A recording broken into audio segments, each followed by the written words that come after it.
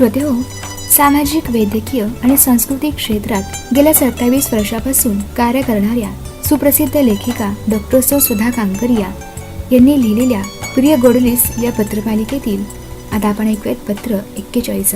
2 रुपयांची गोष्ट. प्रिय गोडोली, अनेक उत्तम आशीर्वाद. अगं, परवा संतोष मामाकडे जाऊन आले. त्यांची तब्येत बरी नव्हती. हिमोग्लोबिन कमी झाले होते. अल्सरचा त्रास होता. गेल्या गेल्या मी त्यांची चौकशी करण्यापूर्वी त्यांनीच तुझी चौकशी केली. कशी आहे आमची गोडोली? मजेत आहे ना? हसत हसत तुझ्या बालपणीच्या गोष्टी सांगू लागले.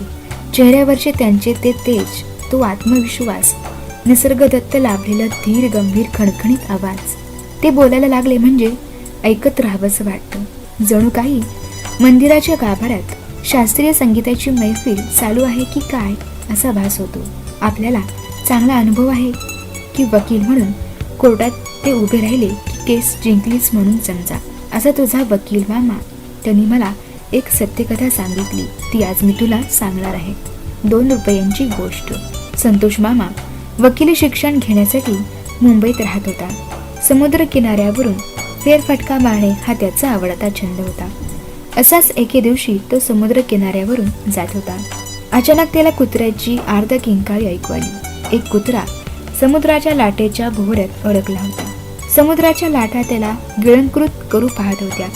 म्हणूनच जीवाच्या आकांताने ते कुत्र्याचे पिल्लू ओरडत होते. मामाने ते पाहिले. त्याला काही सुचेना. समोरच STD बूथ दिसला. त्याचे एकदम मनात आले की आपण पोलिसांची मदत घ्यावी काय. हात खिशाकडे केला. खिशात चिल्लर पैसे नव्हते. समोरून एक गृहस्थ चालले होते. त्यांना मामाने थांबवले व 2 रुपये देण्याची विनंती केली. पोलिसांना फोन केला. साहेब, आपण नेहमी माणसांना वाचवतो, पण मी आपणास अत्यंत नम्र विनंती करतो की इथे एक कुत्र्याचे पिल्लू मरणाच्या संकटात सापडलेले आहे. कृपया आपण धावून या. आणि आश्चर्य की लगेच फायर ब्रिगेडची गाडी आली. त्याने समुद्रात शिडी टाकून त्या कुत्र्याच्या पिल्लाला बाहेर काढले. संतोष मामा घरी आला.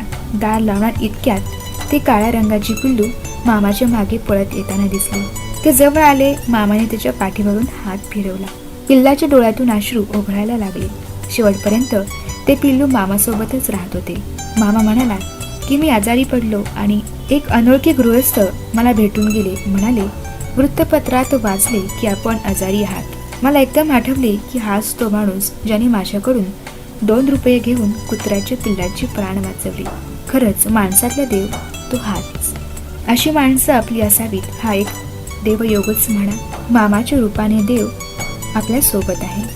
तुझीच सवाई.